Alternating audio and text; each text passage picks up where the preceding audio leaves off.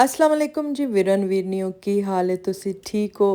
सुबह का था वक्त और ठंडी हवा पहले कैदे दी एक नज़म हुंदी सी सुबह की सैर किन्नू किन्नू याद है। अक्सर वो पढ़ी दी सी ਉਹਦੇ 'ਚ ਜਿਹੜਾ ਕਰੈਕਟਰ ਸੀ ਉਹ ਸੁਬਹ ਜਿਹੜੇ ਸੈਰ ਕਰਨ ਜਾਂਦਾ ਸੀ ਤੇ ਉਹਨੂੰ ਬੜਾ ਹੀ ਚੰਗਾ ਲੱਗਦਾ ਸੀ। ਠੰਡੀ ਠੰਡੀ ਹਵਾ ਹੁੰਦੀ ਸੀ ਤੇ ਦਰਖਤ ਜਿਹੜੇ ਨੇ ਉਹ ਬੜੇ ਸੋਹਣੇ ਹਵਾ ਨਾਲ ਹਿਲਦੇ ਹੁੰਦੇ ਸਨ ਤੇ ਉਹਨੂੰ ਬੜਾ ਹੀ ਚੰਗਾ ਲੱਗਦਾ ਹੁੰਦਾ ਸੀ। ਤੇ ਸੁਬਹ ਦੀ ਸੈਰ ਦਾ ਸ਼ੌਕ ਜਿਹੜਾ ਹੈ ਨਾ ਵੈਸੇ ਮੈਨੂੰ ਆਪਣੀ ਪਹਿਲੀ ਕਿਤਾਬ ਦੇ ਉਸ ਕਾਇਦੇ ਤੋਂ ਹੋਇਆ कि किंज सुबह दी सैर करी दी। तो जी आज हम बाहर निकले, हमने कहा खुद को कि उठो इंशा जी उठो अब कूच करो है कि सैर करो चल के। सेहत जो है ना वो डाउन हो रही है, व्लॉग मैं नहीं अपलोड कर सकी। या वेख लो फिर मेरे साइनस दा होने लगा जी अटैक। व्लॉग नहीं अपलोड हो रहे, नहीं मेरे से बन रहे। जो पहले की कोई वीडियोज़ कोई शॉर्ट्स बनी हुई हैं मैं वही अपलोड कर देती हूँ। तो जी हस्बैंड से भी काफ़ी इस सिलसिले में डांट पड़ी कि अपना ख्याल रखो, अपना ध्यान रखो। भाई मेरा शौक़ है वीडियोस बनाना, लगाना, अच्छा सा कंटेंट क्रिएट करना है मेरा शौक़ है। और शौक़ हुंदा तां ही बंदा कर सकता है, नहीं तो बगैर शौक़ तो ना ये चीज़ तुसी कर नहीं सकते। बहुत डिमांडिंग है, बहुत इसको टाइम देना पड़ता है। वेखो पिछे दरख्त किड्डे सोहने लगते पे हैं। तो बस जी हस्बैंड ने कहा बस बहुत हो गया, तो हुन अपना ध्यान करो। क्योंकि कोविड से पहले ना मैं जाया करती थी, जिम ज्वाइन की हुई थी, तब काम भी करती थी। 1 बजे तक मैं अपना काम ख़त्म कर दिया करती थी। बच्चों के स्कूल आने से पहले मैं घर होती थी, तो काम ख़त्म करके 1 बजे सीधी जिम ते 1 घंटा उत्थे एक्सरसाइज करके। और अक्सर उस वेले मावां ही हुंदियां सन बच्चों दियां, जेह्ड़े बच्चे स्कूल छड्ड के आईयां हुंदियां सन या आफ्टरनून च उन्हां कोल टाइम हुंदा सी ते उदों आ जांदियां सन। तो बड़ा अच्छा एक मैनूं लगदा सी दिन च कि मैं अपने वास्ते कुछ कीता है। हुण ते टाइम ही मैं कहनी हाँ कि बस पता नहीं किद्धर दा किद्धर टुर गया।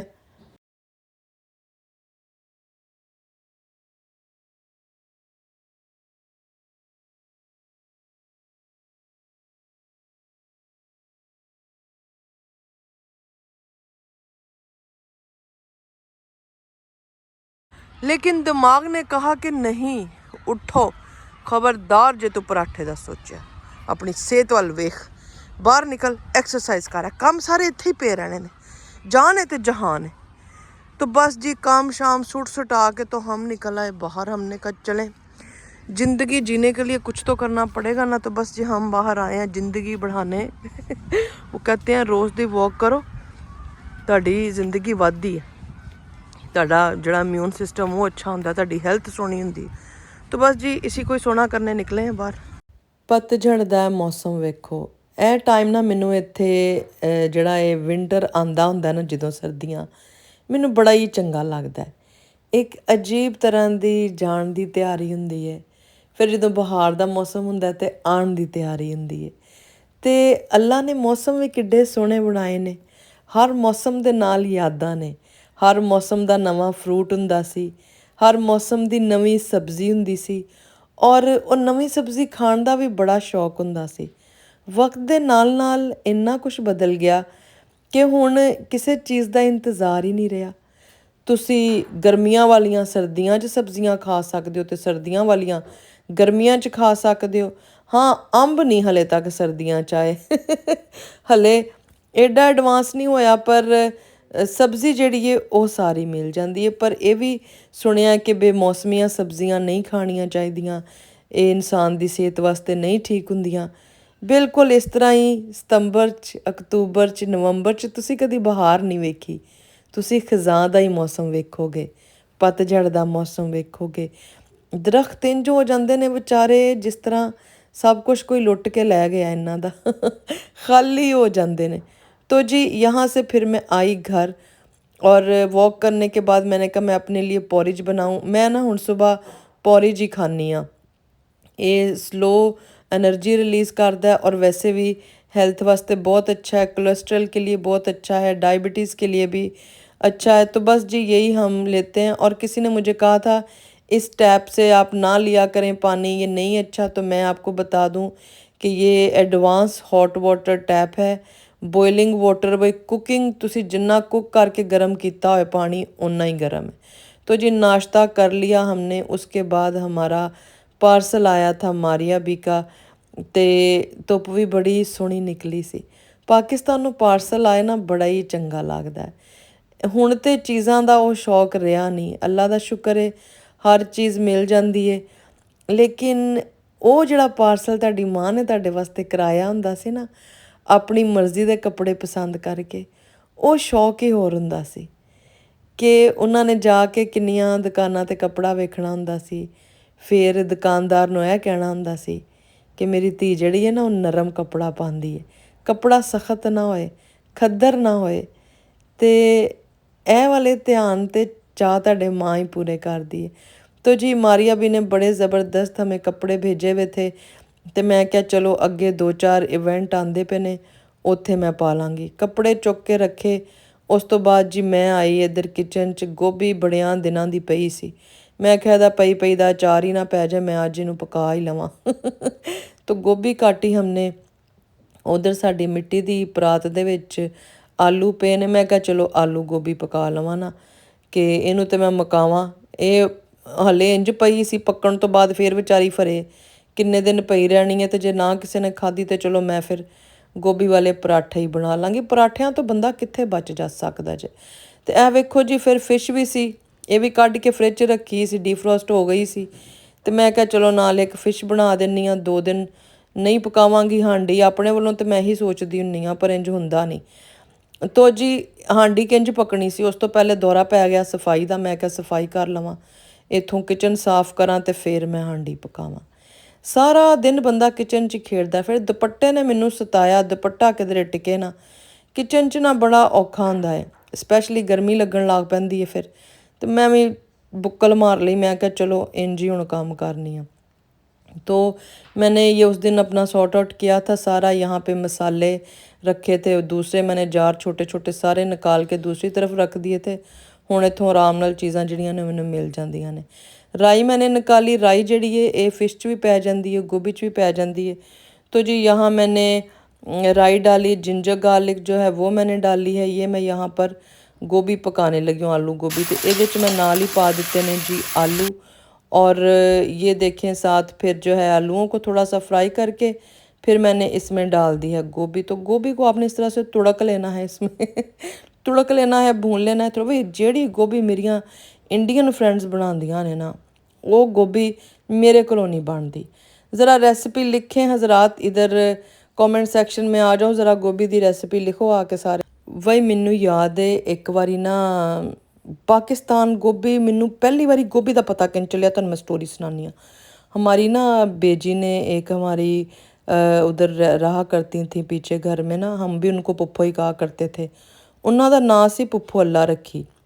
अब पुप्पो अल्लाह रखी को उन्होंने बेटी बनाया हुआ था। पीछे वाला पोर्शन 2 बेडरूम थे, सेन था, किचन था। बड़े साल उन्होंने उनको वहाँ रखा जब तक उनका घर नहीं बना। कोई 15-20 साल वो रहे वहाँ पर। किड्डे वड्डे दिल हुंदे सन ना पहले लोगों दे हैं।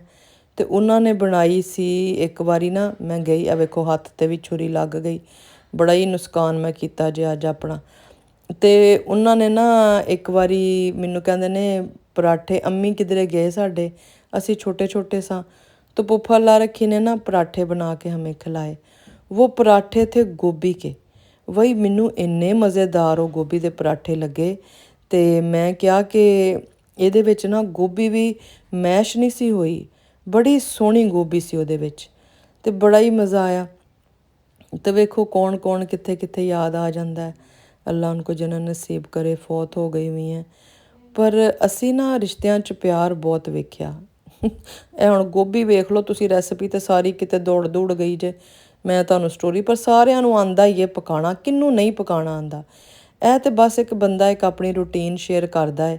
ਬਾਕੀ ਮੈਂ ਸਮਝਨੀ ਹਾਂ कि पाकिस्तान होए, इंडिया होए, जितने भी एशियन कंट्रीज़ हैं यहाँ सबको खाना बनाना आता है। और ये जो वेस्टर्न कंट्रीज़ हैं इन्हां दे ते खाने उंज ही बड़े सौखे ने। तो एडा कोई नहीं कि किसी को बनाना नहीं आता। तो ये देखें जी यहाँ पे कुकिंग बन गई हमारी। और चावल चावल अभी हमारे दम पे हैं और आलू गोभी भी बड़ी मज़े की बनी। मैंने आज शाम को जाना है ग्रैंड सफ़ायर, क्योंकि स्पाइस विलेज जो है वो ग्रैंड सफ़ायर में एक चैरिटी इवेंट हो रहा है जो पाकिस्तान के छोटे बच्चों की हार्ट सर्जरी के लिए उसको सपोर्ट करने के लिए उन्होंने मुझे बहुत मैसेजेस किए, बहुत ईमेल्स आई। फिर उन्होंने स्पाइस विलेज के जो हैं सुलेमान भाई, उनसे कहा कि भाई मुझसे कांटेक्ट करें और ज़रूर मुझे जो है वो भाई मैं ज़रूर अटेंड करूं वो इवेंट। तो बस अब मुश्किल है मेरा जाना, लेकिन ज़ाहिर है वो फिर यहाँ से कोई जा रही थी लेडी, उन्होंने अरेंज किया, वो मुझे लेके जाएंगी वहाँ और इंशाल्लाह वापस घर भी फिर ड्रॉप करेंगी। तो इसीलिए पॉसिबल हुआ, नहीं तो मेरा जाना बड़ा ही मुश्किल था। तो खाना सारा मैंने बना दिया है, पीछे से बच्चे आराम से खा लेंगे, उंगली भी कटा ली अपनी। शो मस्ट गो ऑन है जिंदगी विच ना, किधरे सट लग जाए गोडियां ते गिट्टियां ते तो उत्थे बह ना जाओ, पट्टियां शट्टियां ला के फिर दौड़ना शुरू कर दो। तो बस ऐसे ही हम भी करते हैं। और नखरे उठाने की भी ना कोई एज होती है, इन्हों की भी एक्सपायरी डेट होंगी जे। नखरे शुरू शुरू में उठाए जाते हैं आपके, उसके बाद सब हिसाब किताब बराबर हो जाता है। तो जब नखरे उठाते नहीं है तो नखरे दिखाया भी ना करें, फिर अपने काम फटाफट करें। नहीं, वैसे ऐसी बात नहीं है, उठाने वाले हैं, अल्लाह सलामत रखे, लेकिन रियलिटी में इंसान को रहना चाहिए ना। एवं छोटियां छोटियां गल्लां ते परेशान करना और हाय यह हो गया वो हो गया, ये नहीं करना चाहिए। सबका घर होता है, सब उसमें होते हैं और इक्वल रिस्पॉन्सिबिलिटी होती है। तो इसलिए फिर तभी वो घर अच्छे चलते हैं, जहाँ पर ड्रामेबाजियाँ और इस तरह की चीज़ें नहीं होती जो एक दूसरे के लिए परेशानी का सबब बने। तो जी अब मैं जाके जल्दी से तैयार होती हूँ और 5:30 जो है आ जाएंगी वो पिक करने के लिए मुझे। अभी इस वक्त 3:30 हो चुके हैं और थक भी गई हैं बहुत। तो मैं दसिया साइनस ने मेरा बुरा हशर किया हुआ है वैसे भी, लेकिन जाना पड़ेगा, बड़ा नोबल कोज है और उनको लगता है अगर मेरे आने से इस चीज़ का अच्छा इम्पेक्ट पड़ेगा तो वाई नॉट, अल्लाह को भी पसंद है और नेक्स्ट मकसद में तो जाना चाहिए। तो चलें जी चलते हैं, आपको फिर मिलूंगी अभी थोड़ी देर में अकेला। ये पार्सल देखें, पार्सल इधर ही पड़ा था और अब इसमें से देखती हूँ कौन सा सूट पहनूं, केड़ा चंगा लगेगा। ये ब्लू भी अच्छा है, ये वाले तो फैंसी सूट है, इनको रखती हूँ। ये भी फैंसी है, कुछ लाइट ही पहन के जाऊँ, मेरा मूड नहीं है आज कुछ हैवी पहनने का। ये वाला पहनती हूँ, इसके साथ है खुले पंचों वाली शलवार और ये है जी ये वाला पहनते हैं और ये दुपट्टा इसका। ले जी हम पहुंच गए यहाँ, बस अब अंदर जा रहे हैं, आपको अंदर चल के मिलते हैं। चलते हैं और जाके देखते हैं, लोग आ चुके हैं और चैरिटी जो है बहुत नोबल कोज है, देखते हैं आज कितनी डोनेशंस होती हैं।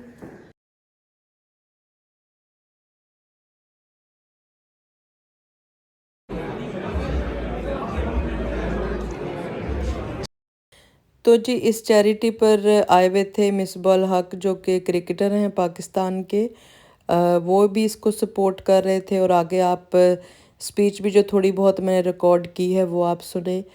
यहाँ माशाल्लाह 3 लाख के करीब जो है लोगों ने डोनेट किया और एक जो भाई थे उन्होंने 50,000 डोनेट किया। उन्होंने कहा कि रोज़ के 13 पाउंड अगर वो डोनेट करेंगे तो ये 1 साल का जो है उनका ये प्रोजेक्ट होगा जिसमें वो ये सारा पे ऑफ कर देंगे। तो बड़ी मैनू एक मोटिवेशनल ये बात लगी उनकी कि लोग कितना सोचते हैं अपने मुल्क के बारे में।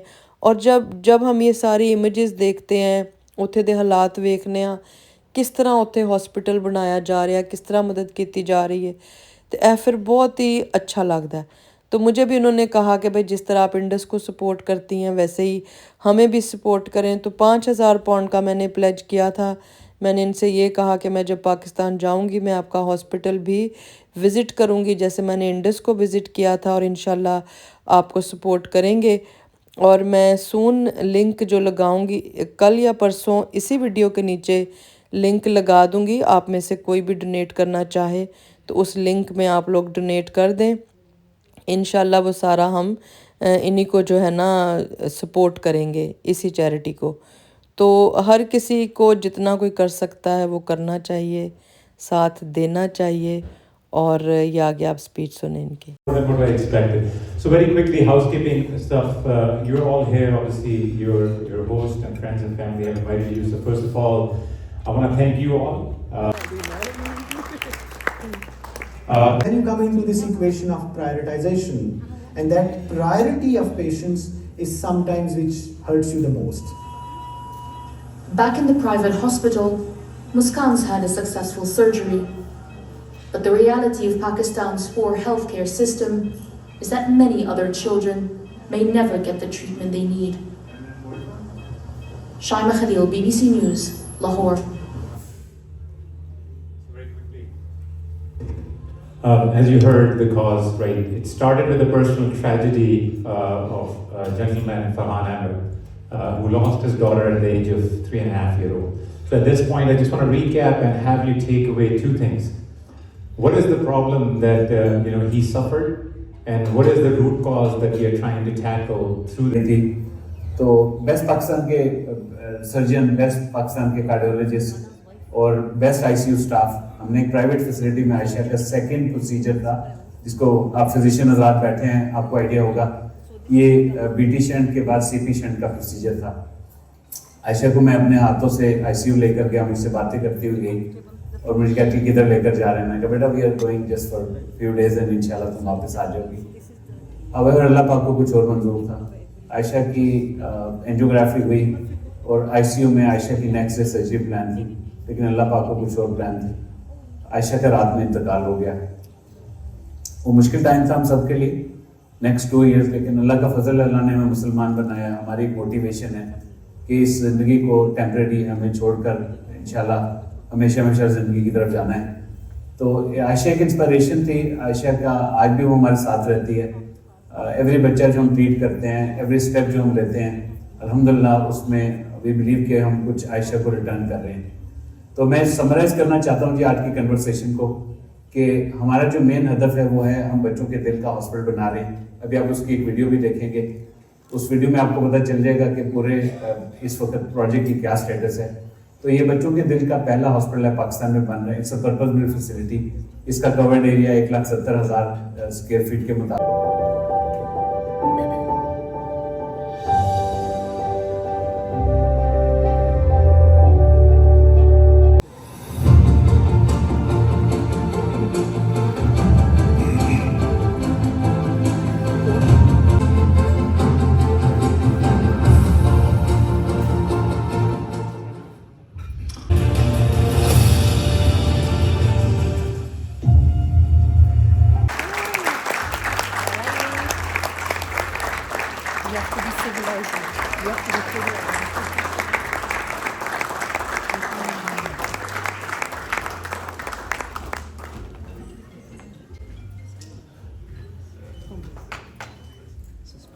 Basically arranging all this.